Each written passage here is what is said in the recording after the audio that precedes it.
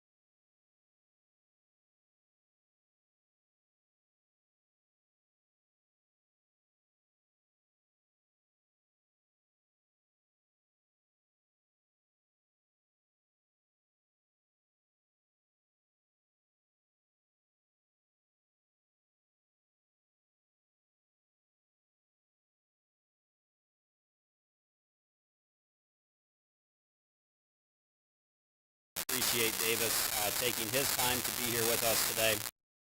One thing that I will say, I have a newfound appreciation for what you all do. And it's not that I didn't have one before, but after seeing WQAD set all the technology up for us, I now stand admired. I'm a stand here admiring all the work that you guys do. With that, as a tradition, we would love to show a 2024 highlight video showing Davis and all the remarkable things he did right here at TPC Deere Run last year.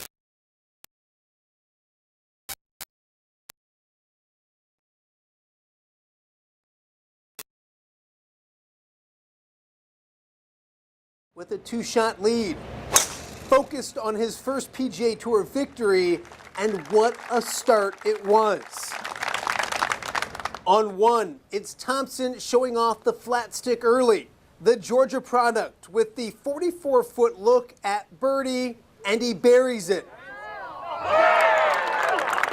Thompson quickly gets to 22 under par and jumpstarts a historic day at the JDC. Honestly, was just trying to hit a good putt on one and ended up going in. And then, yeah, the hot start was it was great. On the par 5 second, Thompson's third shot is a thing of beauty. He gets out of the rough from behind the green and sticks it 3 feet from the cup. Back-to-back birdies gets the 25-year-old to 23 under par. I didn't really know. I knew I was playing well, and I knew that if I got off to a good start, I was going to be hard to beat today. But the Atlanta native was just getting warmed up. On 4, Thompson again, this time with a 13-footer for birdie. And the leader at the John Deere Classic moves to 24 under par. And on 5, it's more of the same and more great putting. Thompson, this time from 29 feet away, and it finds nothing but the bottom of the cup. Davis Thompson moves to 25 under par, 6 shots clear of the field. And that putter wasn't slowing down anytime soon. On 6, Thompson makes it 5 birdies in his first 6 holes by dropping the 12-footer. The 25-year-old simply on fire at 26 under par. My putting, I mean, I've been working really hard at it. It's kind of been a struggle of mine, and my putting coach and I have been working hard at it, and just to make a lot of putts today on the front 9 really showed that hard work was paying off. Then on 9, it's Thompson showing off the irons. His second shot goes from 243 yards out to within 6 feet of the cup. Thompson birdies 9 as well. The John Deere Classic record is 27 under. Thompson gets there with 9 holes still left to play. I didn't know what the record was. I was just trying to beat everybody at that point. And Thompson wasn't about to let up. On the par 5 10th, his third shot goes from 93 yards out to within 8 feet of the hole. Thompson's 7th birdie of the day gets him to 28 under par, 5 shots ahead of everyone else. I mean, I kind of figured turning at 6 under, I feel like I had a cushion, and just tried to make pars and birdies coming in, and was able to do that. After a rare bogey on 12, Thompson gets back on track and back to 28 under on 14. His second shot says it all. From just off the cart path to 2 feet from the cup. The tap-in birdie gets Thompson back to 28 under par. To 18 we go. And Thompson needs a par for history. I was just wanting to get the ball in the hole and hug my wife. That's really all I wanted to do. And that's exactly what he does.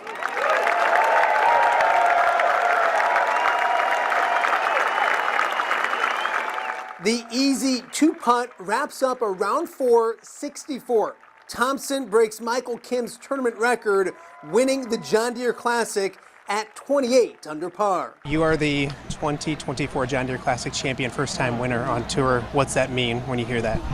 I mean, it just means a lot of hard work paid off. It's my dream to play out here on the PGA Tour, and to get a win in my second year, it feels great. I'm just so happy. A special moment followed by that special embrace. It means everything. We've had just a kind of a up and down year this past year. Just a lot of things off the golf course happened, but yeah, to just see her and just all the emotion came out. I think it took me a second to truly understand what this moment means for him. Like, I know it's his first win. It's great. It's what he's been working towards. But I think when he I'm going to start crying. I think when he kind of like put his head into my shoulder, it just really became real to me that this is what he's been working towards, and it was just really exciting. Thompson continues a lot of traditions here at the John Deere Classic. He becomes the 24th first-time winner in the Quad Cities. But even more amazing, he's the third straight winner to come out of a house shared by about a half dozen pros in Geneseo. I don't know what's going on in this house in Geneseo, but there's certainly some magic. We know magic happens here. There's magic happening at that house, and word on the street is that he slept in the bed that Sepp slept in last year. So 3 straight winners have come out of that house. Maybe the Airbnb price needs to go up. I guess Sepp and I will be fighting for that room next year. But yeah, it's pretty crazy. But yeah, all those guys that stay in the house are great. They're all supportive, and they were all just we're all just hanging out, having a good time, and just watching TV. But yeah, it's kind of eerie how it's been 3 years in a row. More importantly, Davis Thompson now carries the John Deere Classic flag into the future, an honor that the 25-year-old will gladly take. Yeah, it's a special community. I feel like it's very laid back. I feel like I'm a pretty laid back guy, and yeah, I'm just honored to be a John Deere Classic champion.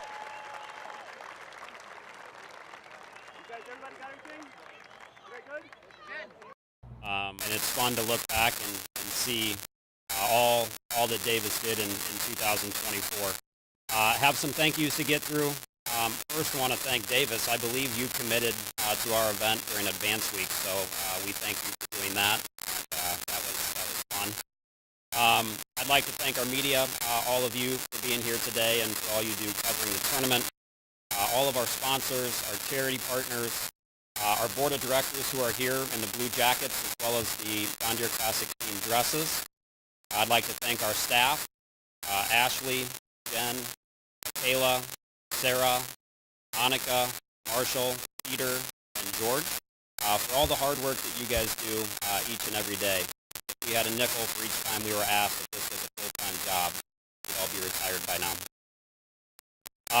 Thank you to the greatest title sponsor on the PGA Tour, John Deere. Their commitment to this event and this community stands second to none, and we can't thank them for all of their continued support. 2024 was a record-breaking year for us. We had our second year of Conference on Course, and we're looking forward to bringing that back this year with Dirk Bentley on Saturday and Zach Brown Band on Sunday. A record $15.9 million for charity, which is simply amazing. As we mentioned, magic does happen here. It brings our overall total to $189 million over the history of this event. And what's really cool about that story is 99% of that $189 million has been raised since John Deere signed on his title contract. We had a record just shy of 2,400 volunteers. 2,393 people gave freely of their time and their talent last year to be out here to support this event. And then again, thank you to Davis for being here, for being our champion and carrying our banner forth. Record-breaking 28 under par with rounds of 63, 67, 62, and 64. Again, as you just heard, the third straight champion to stay at the Airbnb. Rumor had it this house was for sale. I did confirm that last week, that it is not for sale, but the rent is going up. Sorry about that, Davis. And then most importantly, Davis has been an unbelievable champion carrying our banner for the last year, and we can't wait to welcome him back here in 28 days. With that, it's my honor to introduce Aaron Tennant. He is our 2025 volunteer chair and leader of over 2,300 volunteers.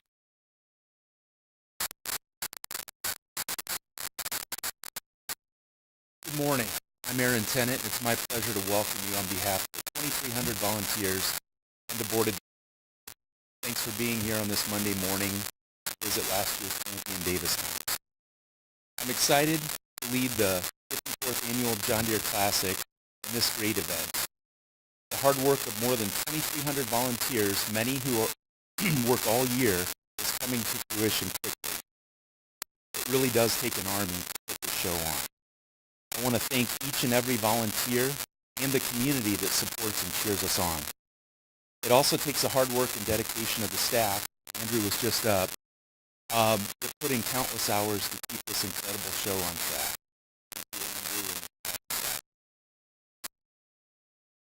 A big thank you goes out to John Deere for making all of this possible. The best title sponsor on tour and the second longest sponsor on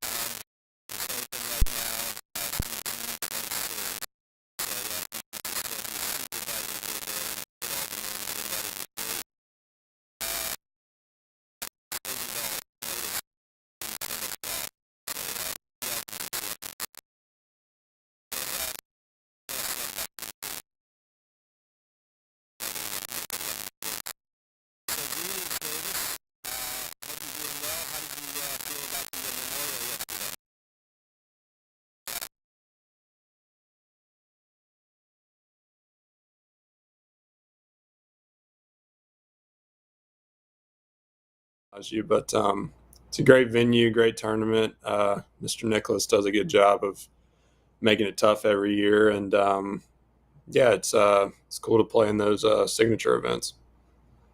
What are some of your memories of the Quad Cities? Obviously, you have good memories being on the golf course, but the town and everything. What comes to mind when you think about the tournament?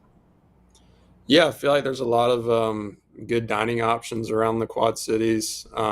We would go out to a bunch of different places, but yeah, obviously a lot of great memories on the golf course. But yeah, last year just staying with a bunch of guys, hanging out, watching sports and playing cards. It was really a laid back week, and I feel like that honestly kind of helped me just go play golf and have fun and not really worry about a lot of external factors. But yeah, a lot of great memories, and looking forward to coming back here in a few weeks.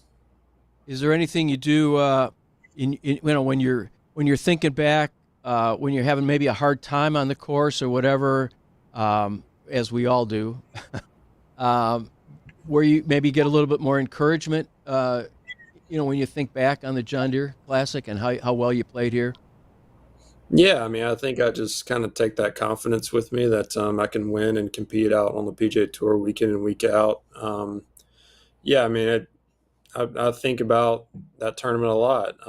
I try to draw on a lot of positive experiences I've had on the golf course, and obviously John Deere was one of those last year. And yeah, I mean, honestly, I think about it a lot, just trying to, if I'm having a rough week or having, things just aren't quite clicking on the golf course, to try to just think back to, how free flowing I was and how I just went out and played and enjoyed it. And yeah, it's something I think about a lot.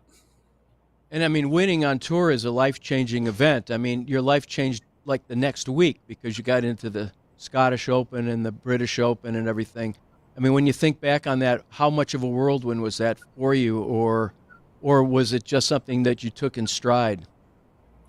Yeah, I mean, thankfully, I feel like I just kind of took it in stride. I've got a great agent and a great team around me that kind of helped me through the logistical stuff of, travel and all the stuff that they took care of all that, so I didn't really have to worry about it. I could just go play. But Yeah, it definitely changed my schedule for this next year, and something I was happy to do, and happy that I've been in these signature events. So hopefully we can get back to them next year. And I'm just yeah, it definitely changed my life as far as golf is concerned. But as far as who I am as a person, I don't think it changed me a whole lot. I was just kind of trying to focus on the next task, and trying to go play well in the next event.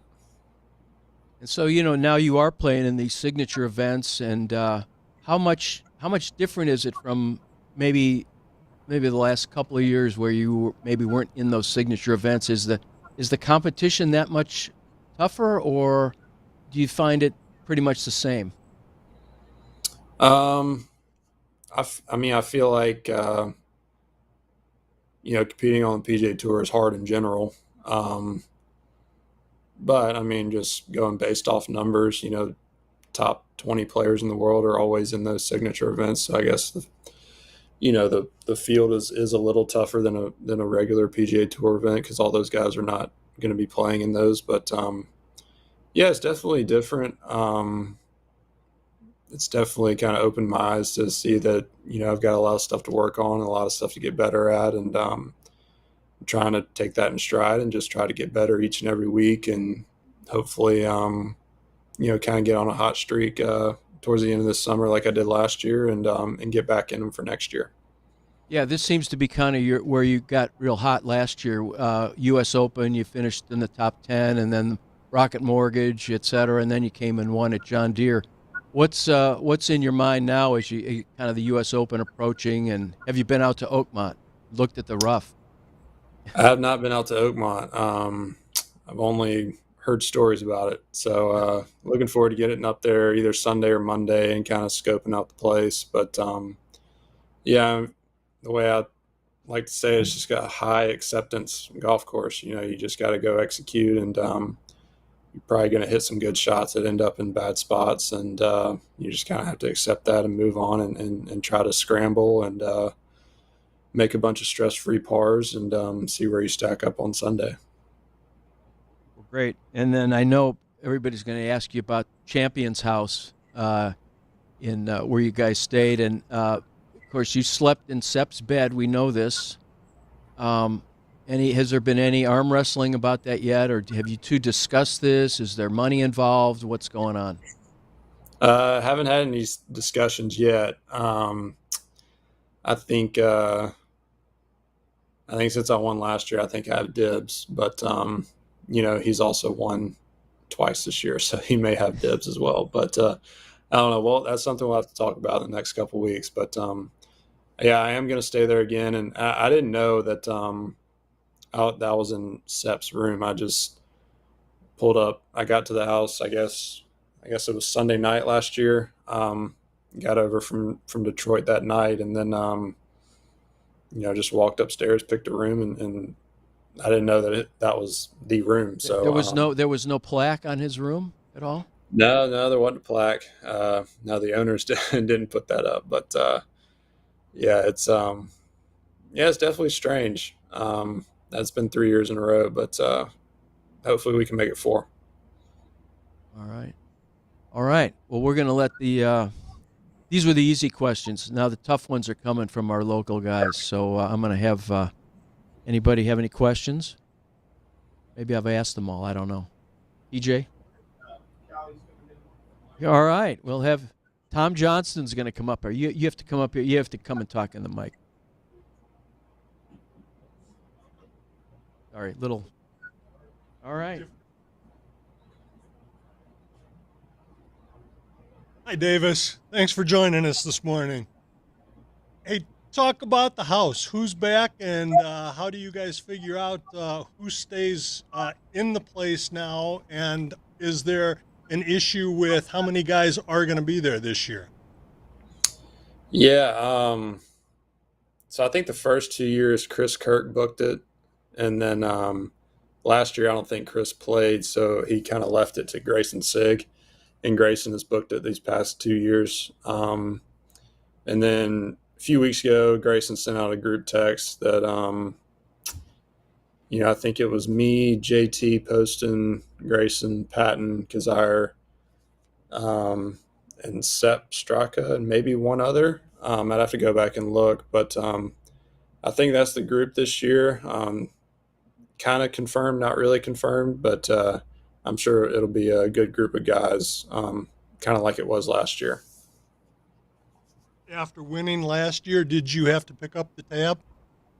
I did, but it was something that I was happy to do. But that's the deal. If you win, you got to pay for the house. But yeah, I was happy to write the check.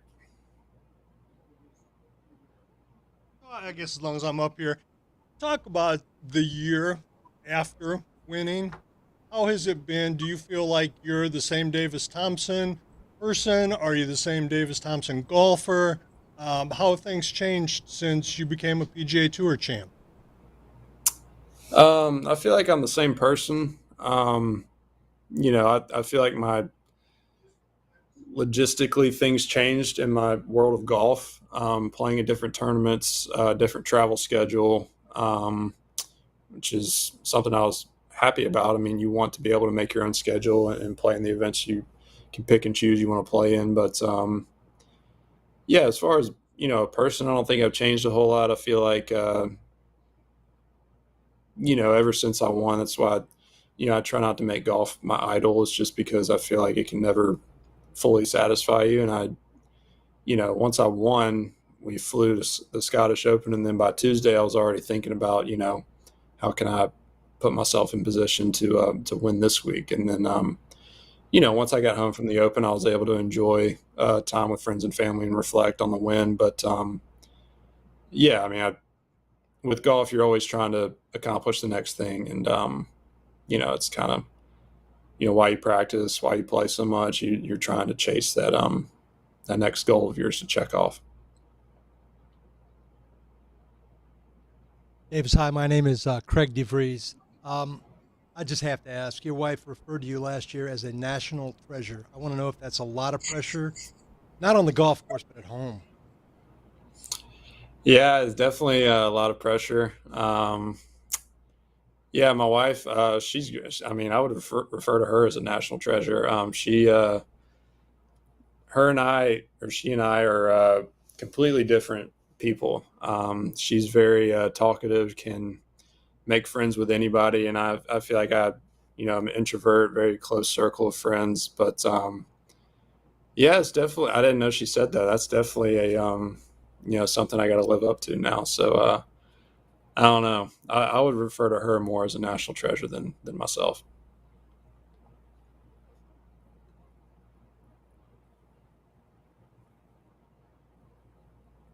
You had mentioned that you're an introvert, and I was talking to your father. I said we got to ask him some questions so get him talking, and he said, "Well, talk about college football." So you're from Alabama, Birmingham. You went to college at Georgia, as did your father. So did you root for Nick Saban during your Alabama years, or did you root against him? And then how do you reconcile? It seems like a good problem to have. Yeah, so actually, I grew up in Auburn, Alabama, but my mom went to Auburn, my dad went to Georgia, so there's always kind of a house divided thing. But something about the red and black growing up, I always enjoyed pulling for Georgia, and once I got the opportunity to go to Georgia, I took it, and I always enjoyed following college football. It's growing up in Alabama, there isn't a professional sports team, so college sports is a huge aspect of your life growing up in the South. And yeah, I mean, with all my friends being Auburn fans and me being the one Georgia fan, it was kind of, I had to defend my team and I had to know everything about my team. And yeah, it was definitely an interesting place to grow up being a Georgia fan. But yeah, I love following recruiting. I love following practice and what they're doing. So it's definitely kind of a hobby for me to enjoy doing that. And I don't know if people around here know that you were on a state basketball, high school basketball championship team. I saw some video of you making three-pointers and all that. Does any of that apply to golf, mentally or physically or whatever? And do you still play?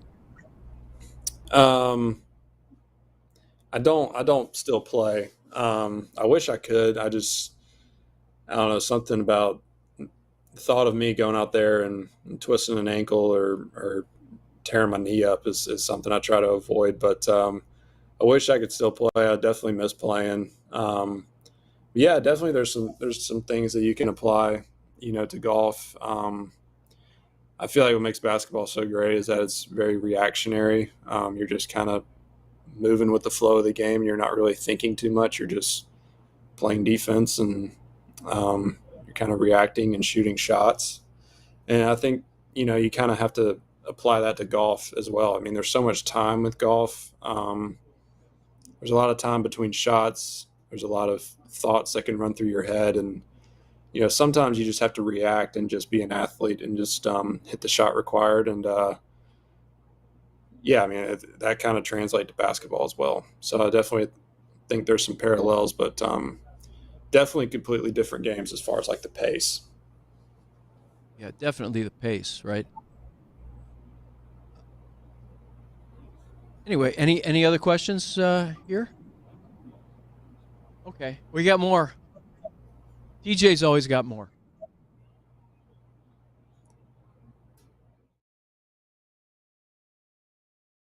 Your game right now. Yeah, my results past few months have not been great, but I feel like I'm doing the right things. Feel like I'm working on the right things. It's just, I've hit some good shots these past few tournaments that have not turned out great. And I think, when you're playing well, you kind of get some good breaks and you kind of make a few more putts. And that's kind of what I'm missing right now. And, I know it can flip at any moment. I have confidence that, I can compete week in and week out. And right now I feel like I'm doing all the right stuff. It just needs to click and it needs to kind of get going again like it did last summer. And hopefully I can, go play solid up at the U.S. Open and get some confidence going into this final stretch on the PGA Tour. But, yeah, it's definitely crazy that, I feel like this season has gone by quicker than any of my first three. So I'm looking forward to, playing this last stretch and hopefully we can have some success like I did last year. Hi, Dave. It's Tim Cronin from IllinoisGolfer.com. In that regard, when you see what Scheffler is doing almost week in and week out, does it get discouraging or does it inspire you to try and catch up with him and how hard it's going to be to work to do that? I'd say it's definitely inspiring.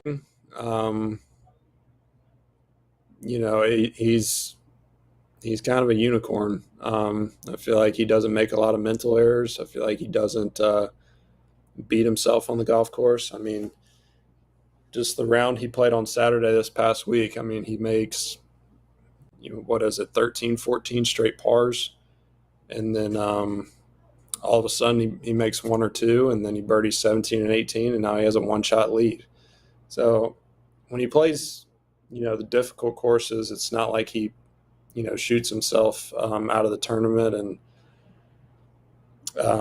but then again, at like the Byron Nelson, he goes out and blitzes the field and shoots 31 under par. So it's definitely inspiring. In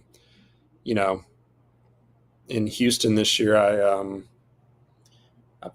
we both played Friday morning, and I think I shot 5 under. I was feeling pretty good about myself, and I got in, and he shot 8 under.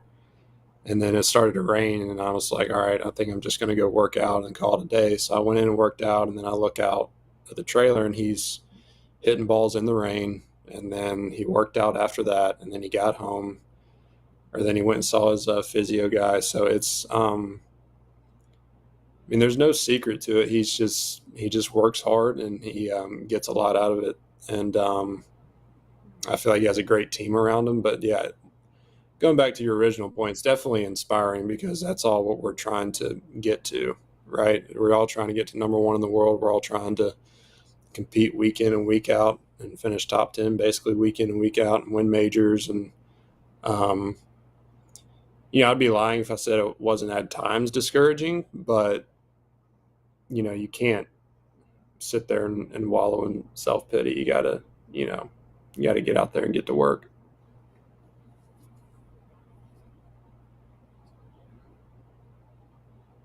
We have somebody else coming up here.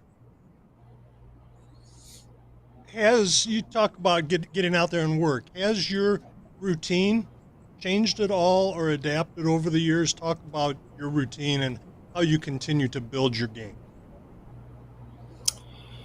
Yeah, I feel like when I first turned pro, when I was on the Corn Ferry Tour, and even kind of my first part of my rookie year on tour, I didn't really know how to prepare effectively for golf courses. I felt like I would just go out there and practice until I got tired and then just go home. But I feel like kind of mid-season last year, I kind of started to round into form as far as like what I wanted to do as far as prep, and really realized that, just because I'm at a golf tournament doesn't mean I have to be there from sun up to sundown and work all day. I just need to work effectively and work have a lot of quality in my work as opposed to quantity. Because it's a long season. You got to preserve energy. You got to be effective with your timing. You have to manage your time well. And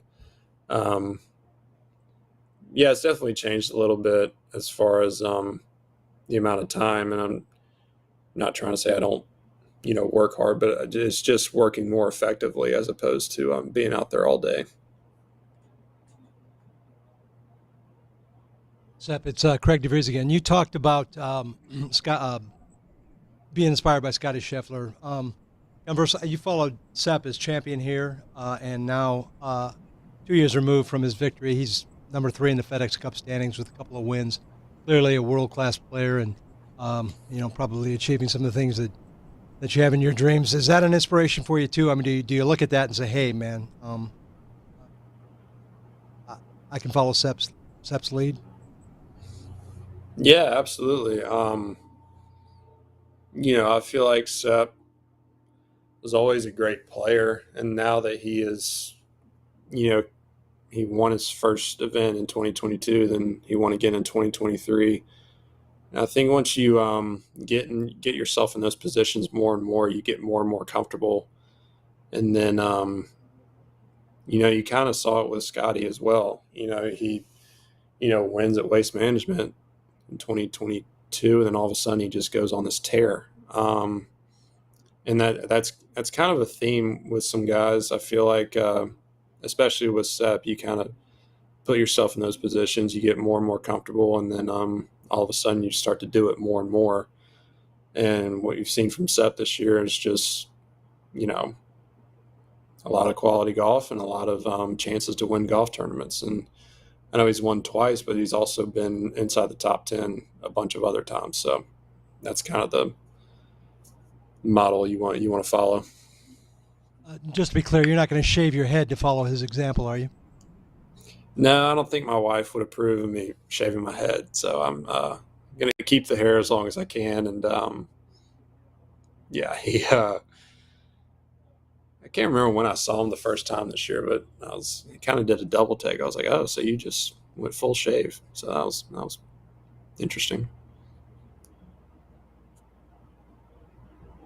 Davis, did the win last year change your mindset as to what you want to get accomplished on the PGA Tour and what you want to become?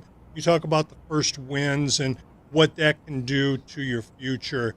How did that play in your head, getting that first win, and what were you expecting to happen to your golf game and your career after getting that first win?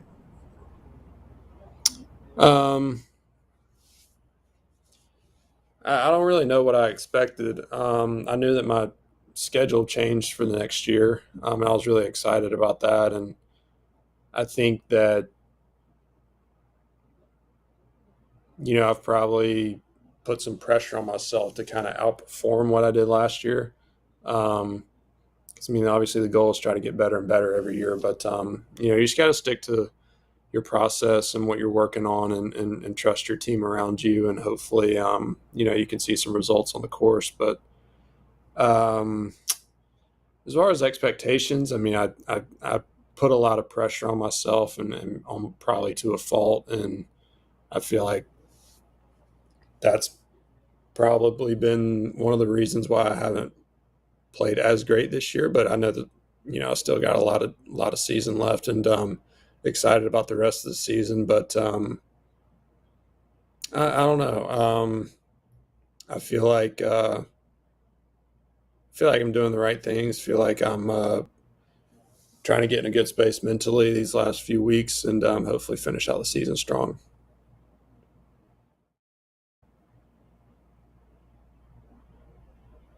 All right, Davis. Well, thank you very much. I think we've exhausted our questions for you, and hopefully we didn't exhaust you too much.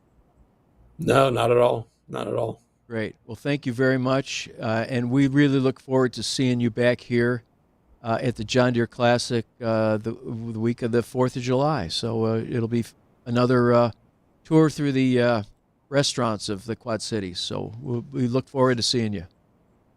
Yeah, thank you guys so much. Appreciate what y'all do, and looking forward to being back in a few weeks. Thank you so much. Have a great day, and good luck at the Open. Thank you. Thank you. All right. Very good, everybody.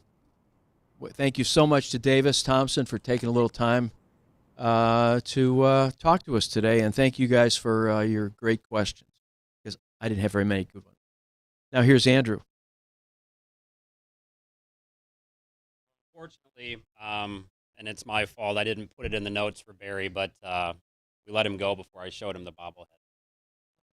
But that's okay, because he's in his agent's office, and we sent a couple boxes down there. So word on the street is Grandma wants some, so we got to get a bunch down there. You've all heard me say, off the record, I want to just say for the record, I am a high acceptance golfer. I accept all the bad that comes with it. So I know he talked about high acceptance. It's my honor to introduce Mara Downing, who's our good friend and title sponsor rep from John Deere.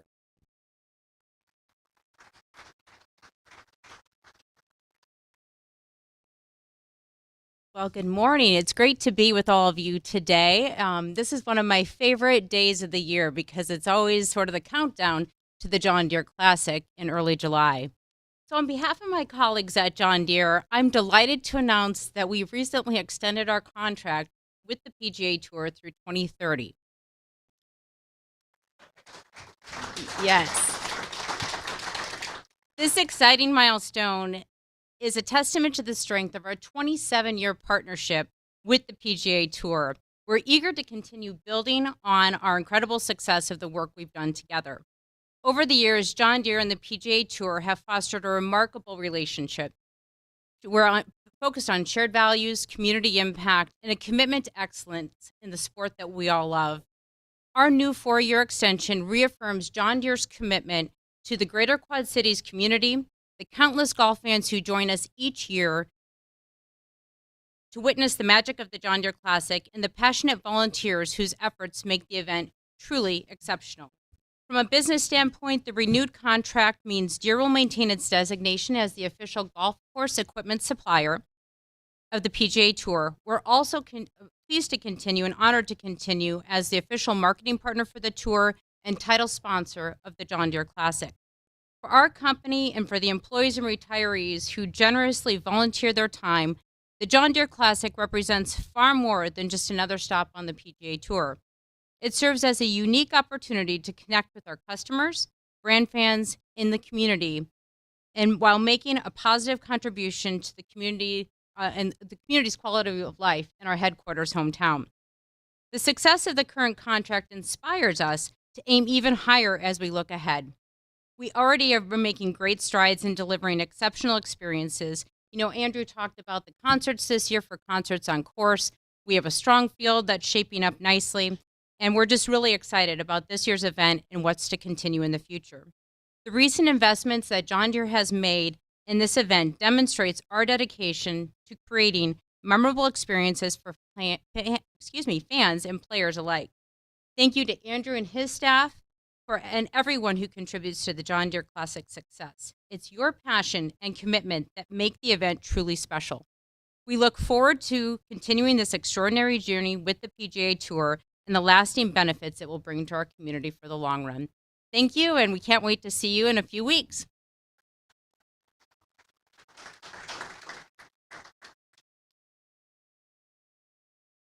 Well, with that, thank you all for being here today. We'll be available for one-on-one interviews if you'd like, and have fun playing golf. For those of you who are going out there, it's a beautiful day. Looking at the weather tomorrow, I'm sure glad we're getting this in today. We'll see you in a couple weeks. Thank you.